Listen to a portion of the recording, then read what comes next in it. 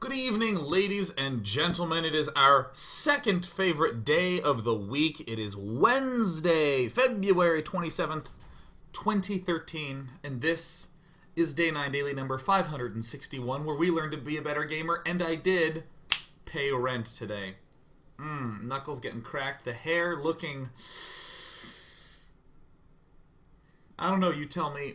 The next getting cracked in today's daily, we're going to look at a crazy game between LiquidRet and SuperNova, played on the map Star Station in Heart of the Swarm, and this game has it all. So, at a broad level, we're just going to do an analysis of the game, start to finish. In part 1, I'm quite thrilled because we're going to be doing an extremely in-depth, very specific, detailed, even going to bring in some numbers analysis of the opening. Probably one of the higher level opening analyses that I'll ever do. I just kind of felt like doing it today, so I'm really, really pumped about that. We'll even look at a video of how to micro against hellbats. Yeah, something that I made today at like 6.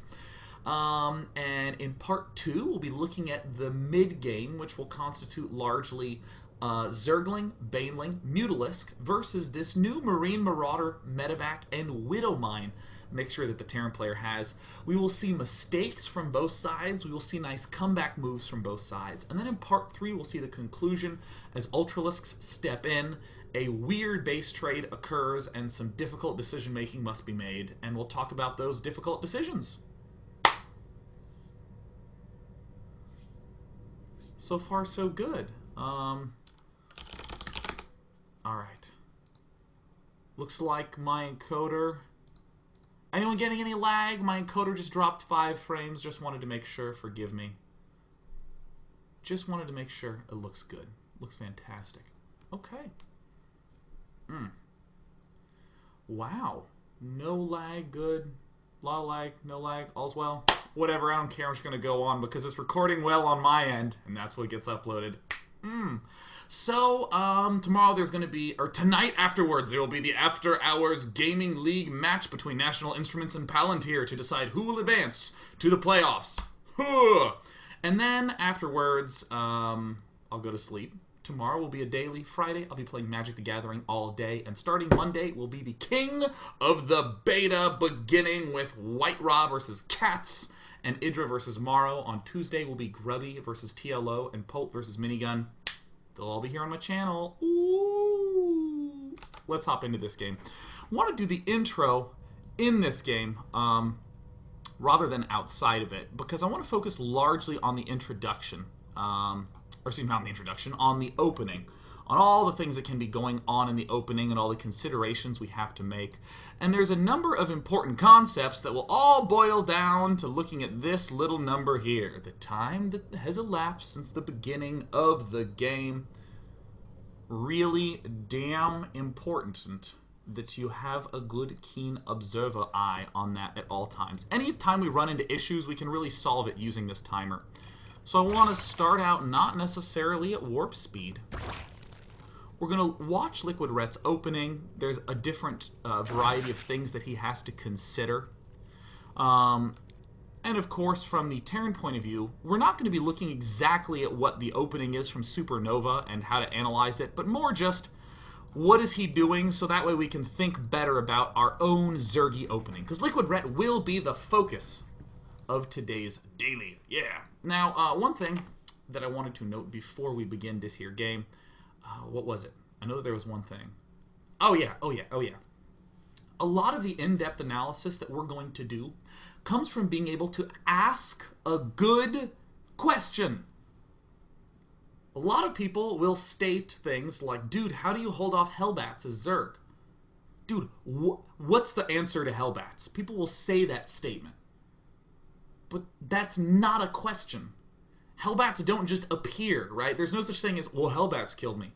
You can lose to 4 hellbats coming in at the 6-minute and 30-second mark when you did an early hatch first delayed gas opening.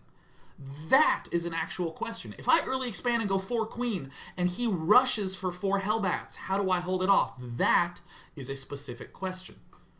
What if he early expands and builds 6 hellbats and advances into the front of our base?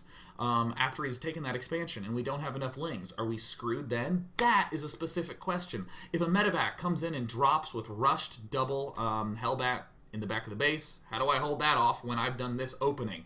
That is a specific question. The number of times that people ask things, especially in a self-righteous way, how on earth are you expected to beat Colossus? As though Colossus just sort of appeared out of the heavens and spawned in the Zerg base and they lost. It's not a question. And it's so important that we're able to ask specific questions because then we can get juicy answers that feel really good when we get them. We're going to look at one of those juicy bits today. Oh yeah, let's do this. Spawning up in the top right-hand corner, we have Ret.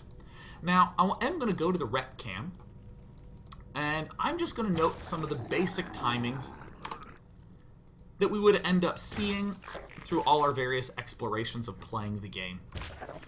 First, Overlord goes to the closest position, because up until around 3 minutes, there's not really going to be a threatening number of Marines, so we can easily hide back here if he does turn out to be here. So we want to send there first. Second, Overlord will take a longer route, but we can safely just curl around the back of the minerals to find him. Is a potential threat of 2 racks pressure, dealing damage to us. 2 racks, generally not done on this map. Why? Because in the left position or the bottom position, it's a pretty long distance and a pretty easy defense with this watchtower to be able to hold it off. Sorry, there was a bug and I had to kill it. Alright, good. Sure, 2 racks here could maybe apply some threateningness, but we did send this Overlord there to be able to spot it. So we're pretty comfortable with that. So that's a little bit of a meta gameplay. It is true that SuperNova could very well go 2 racks in the middle of the map, and we might very well lose to that. That's just something that we'll generally accept. So Ret is going for kind of an, it's an opening right now that I would describe as either very old school or hyper modern. Hyper modern would be the Startail lifestyle, rushing for speed, and doing a timing attack on the Terran with speed Zerglings. Ret is actually going to go old school and go for very, very fast Mutalisks. Now I'm actually going to stop right now because we're already starting to get the underpinnings to that juicy question I talked about earlier.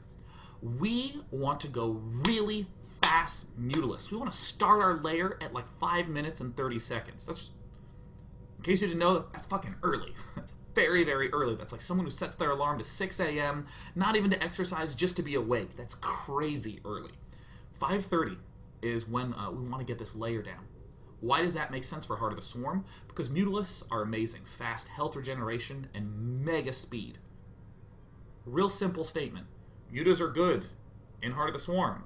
Rushing for Mutas was pretty good in Wings of Liberty, so it should even be better in Heart of the Swarm. So let's do it! Yeah! Especially considering, once again, he's unlikely to go for a lot of Marines early or a lot of anti-air early. He's probably going to be going for Hellions and Banshees. A little bit of a metagame note. We haven't scouted it per se, but we can start to see there's a lot of good reasons to go for Mutalisks. Now we're going to see how Ret pulls it off as a build order. Sending it right on into the game.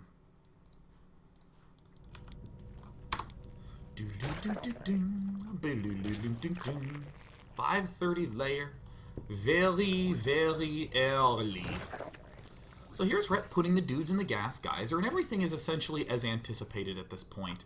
The pool is timed, so that way when it finishes, we can build 1 queen. 2 queens.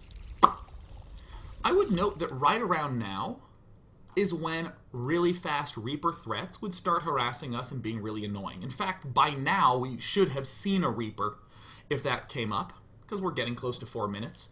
If it hits 4 minutes and we've seen no Reaper, we're essentially concluding, oh, this guy is not only not 2-raxing, he's also not fast Reaper anything. He's not fast Reaper expanding, he's not fast Reaper into fast Widow Mine, he's doing none of that. So we have a good read right now. But we, I don't want to say we have a good read. We have at least a read on what he's doing. Given what people will generally do, we're expecting our opponent to do some kind of early expand or a Hellion opening. And if he rushes for Hellion, right between 5 and 6, we should see those first Hellions pop on out. We're going to get some good bit of information with this Overlord. I'll come back to this in a bit. So we see that there's a spawning pool going down. Oh, excuse me. We see that the speed for the metabolic boost is going down.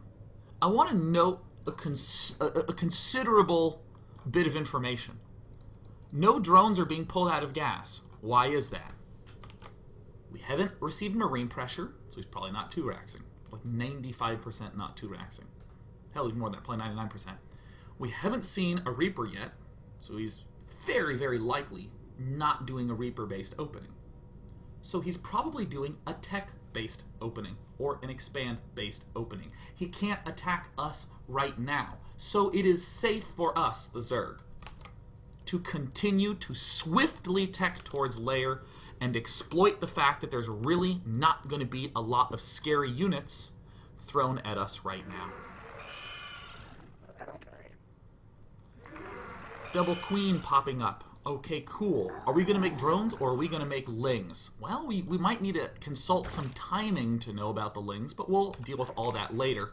From a conceptual level, he cannot humanly possibly be going for a huge ground attack. He's doing something techie or something expandy. So we're just going to drone. Drone, drone, drone, all the live long day. And upon seeing this, I'll actually note, I'm actually going to pull back to this key time, 5 minutes. Zerglings are looking for Hellions. That will indicate a fast factory before command center. This Overlord is checking to see if it was a fast command center before factory, or fast command center before whatever. So great, LiquidRet has appropriately identified that it is in fact an early expand. So there's an interesting mixture of things going on from the Zerg point of view. Some metagame decisions. I will expand on this map without scouting crosswise. I will scout just with Overlords. Why? General metagame. 2-racks very uncommon on this map. Might be a little leery on a tighter map, say something like Entombed Valley. And then we got a very important non-signal. We did not see Marines. We did not see Reapers. And that is a significant fact that allows us to quickly tech very safely. If I saw a lot of Marines moving in, I sure as hell would not be leaving dudes in my gas the way that Rhett did. And I'm quite certain that Rhett would not be doing it anyways. So great. Moving in, getting this read. Alright, so now our only really remaining question is this badass going for lots of Marines, adding on more barracks, or is he going for Hellions? This is where you should know your timings. This is a little unfortunate. I think Rhett should have sent this Overlord back the instant he spotted the orbital. I mean, even 1 or 2 Marines could have killed that off, so that was just a clear misclick. But now what I want to do is I want to note timings. Coming back. Actually, I'll go to the 2-minute mark because there's no need to watch that. For any of you who have never known, for any of you who have never had any idea, oh crap. Oh no. Wait a minute, is my... Okay, wait a minute. I just wanted to make sure. Is there anyone who's seen real smooth video the whole time? If you have seen smooth video the whole time, please give me a 1 in chat. If you've been seeing lag throughout, please give me a 0. Wow, okay, okay. Oh, thank God. Oh, I was terrified. Just as a brief note, I have a little panel that shows all the readings in my encoder, and they all just drop to 0 and shut off. Sometimes it happens as a glitch, but I was just like, ugh. If any of you see it smoothly, then that's fine. That's fine. It's terrifying. It freaks me out. I'm so excited about this daily. I couldn't have it be damaged. Anyways, so if you don't know a lot of timings, it's very easy to watch a good player play and then get some safety. When is the earliest that Hellions could possibly be out? given that we know he went command center first. Let's watch SuperNova do his thing. So first coming up, a single Marine and an instant command center. 3 minutes and 5 seconds, very early command center. Does he even get a second Marine? Hell no. Does he even get another supply depot? Hell no. He builds geysers right away. Extremely fast tech. Mad, mega, crazy, fast tech. And then he gets a supply depot. SuperNova is really going for the fast factory. So as we see, let me just do some comparisons, because compare and contrast is always very useful. So this factory, the factory starts, this very fast factory, for the Zerg player starts right around the time that Zergling speed starts. Doesn't this give you some reassurance that speed will be done in time for those Hellions?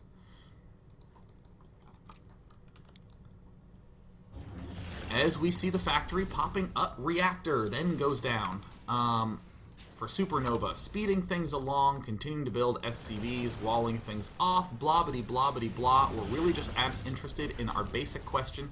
When is the earliest that those will be able to see those Hellions pop out? It appears 6:30 is about as early as they arrive. We've just asked ourselves a really reasonable question. 6:30 is about as early as 2 Hellions can pop out. Now, on Rhett's side of things, his lair is actually almost done when the first 2 Hellions pop out. This gives you a sense of how stupidly fast this lair is. So that little compare and contrast gives me strong faith in LiquidRet. But I just want to note some of the specifics of exactly what goes on when the lair begins. It actually begins at 5:15, stupidly early. Stupidly early. Very early. So, second queen comes out. This extractor starts little while after the lair begins. We still don't really have any information. We have these Zerglings here, and around 6:40-ish is when we should see those Hellions. 6:30 at the earliest. So we're still doing this blindly. He could be going Marines. He could be going for Hellions. We just need to make sure we have vision, and there we see the Hellions. Great. Right as our layer is finishing up, getting another extractor, still just injecting all the drones, and now we have kind of an interesting timing that we can see extremely clearly. If it takes our opponent about 30 seconds to get from his base to our base, then that means 7 minutes is when we'll see 2 Hellions. So around 7 minutes, we can start building lings, and they will be able to be finished up right when this push begins, right when this little bit of harassment gets thrown down. Now, this is where I'm actually going to stop with the specifics and just note let's look at what's happening. Alright, so the Hellions try to get in. This timing of Rhett that we just talked about very specifically. Getting, looks like 16 or so Zerglings out to try to surround these Hellions does work. I will note that SuperNova did in fact rush for an armory, so he can do that hellbat thing. And in fact does. Rhett does his best to try to pick these off, even trying to sneak in some more drones, but once hellbats turn on, here's the moment that people always note. Oh my gosh, SuperNova got unlucky losing those Hellions. If he had waited for hellbats, he maybe could have won. Right here and now, because look at how much damage those hellbats are doing. Oh, turning into more hellbats. Oh, roasting everything. So we see the Mutalisks pop out just in time. And this is where I want to ask our very clear, very simple, very reasonable question. If we open up with this hyper-fast Mutalisk build, and our opponent does a normal or early expand and rushes for hellbats at us, can we stay alive against that?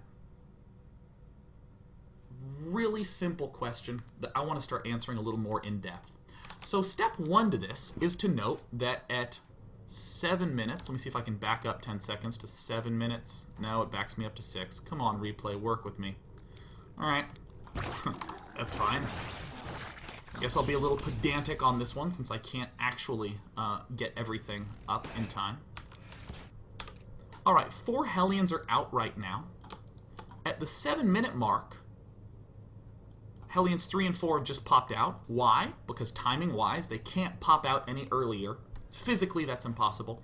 SuperNova, thus will have 2 Hellions at the 7-minute mark. So, it looks very much so like with 4 Hellions,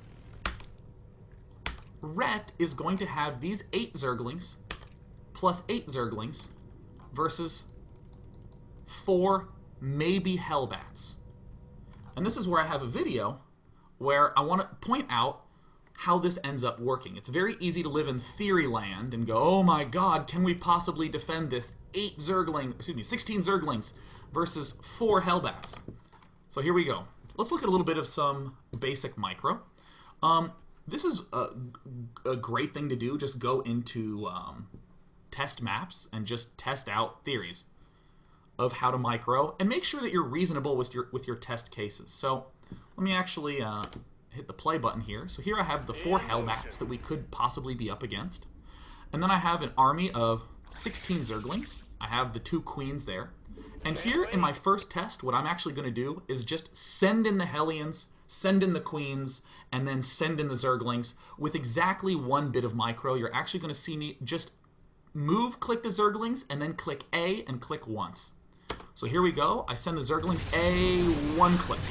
This is a 1-click micro operation. It doesn't feel very good. What was the lowest common denominator of possible micro ever? So let's go ahead and do it again and see if maybe the randomness got, the randomness is what hurt us, something like that.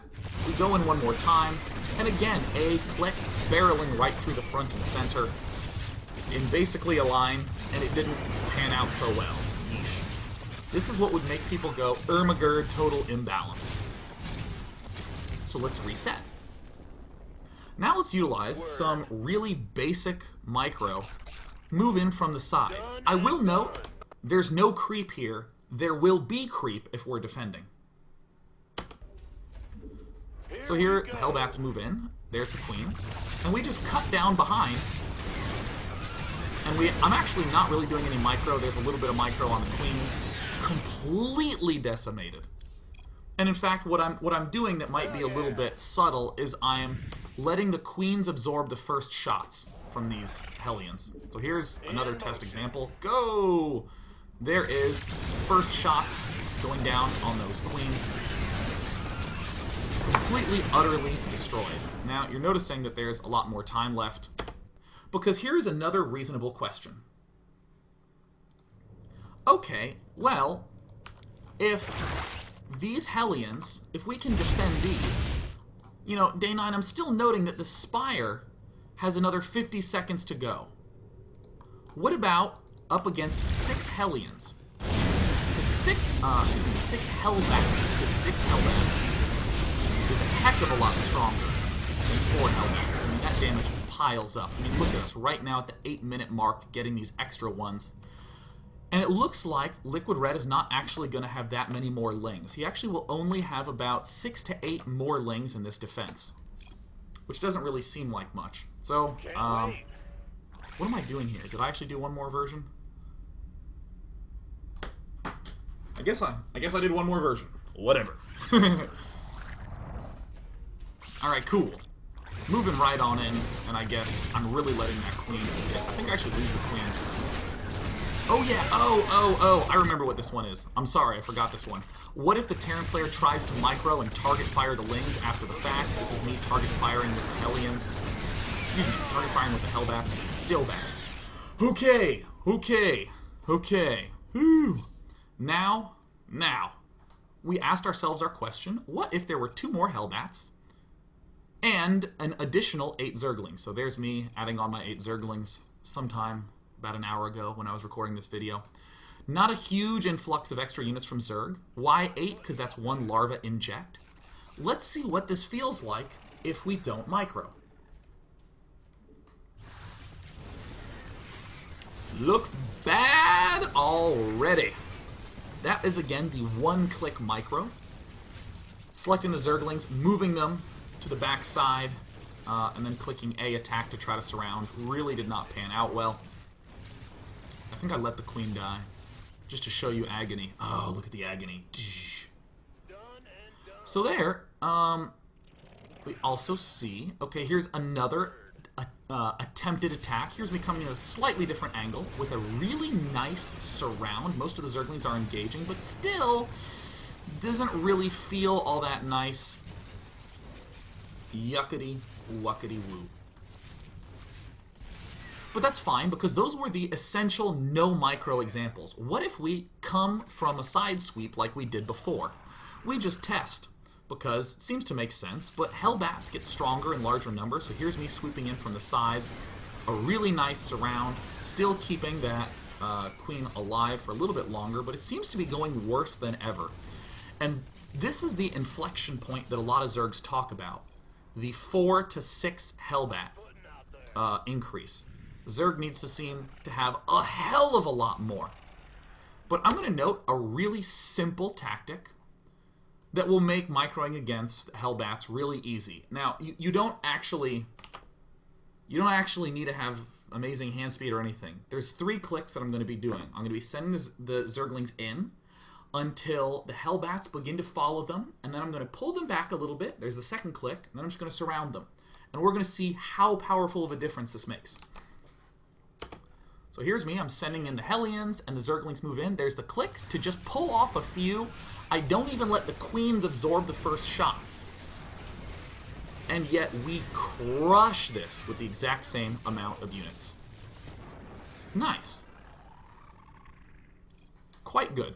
Let's do that again, just to make sure that randomness wasn't our enemy. Now, I'll note, these units are really easy to manipulate because they don't have a long range. Hellbats kind of have bad range. Actually, what is their range? I know it by feel, but not by number. Their range is 2. So they're very, very easy to just drag away. And if you use just basic clicking, like if he's using anything other than the move command, these will split away. And even then, they're pretty easy to manipulate because he's going to have to hit A eventually. So here's me. I want you to note the slightest of pullaways. These two just get a little bit isolated, more than enough to give a complete landslide. I want to note that. Look at this. All I did was I clicked just a little bit. I even ate a shot pretty hard right there from the hellbat. And these two are going to be isolated from the group. Extremely small bit. And sending right on in. Now, you'll note that throughout all this, all these queens had max energy. I used 0 transfuse because there's no guarantee that in a real game you'd actually have the energy to do a transfuse. This is just straightforward, really basic micro. So, in a sense, as I close this, yeah. Most micro in-game is doing little tests like that, looking for a way to get an edge, finding it, and now we have a really simple statement of what we're looking for. I'm just going to be trying to pull off little isolated groups of hellbats with my Zerglings. And then I just move in whenever I see that. Now, when I come back, I'm going to wrap up my analysis of this opening because it's going a little long. And then in part 2, we'll see this transition from SuperNova into his Hellbat opening into Marine Marauder Mine Medivac and how LiquidRet deals with it. So yeah, let's go to a break. Bam! Bam! Bam!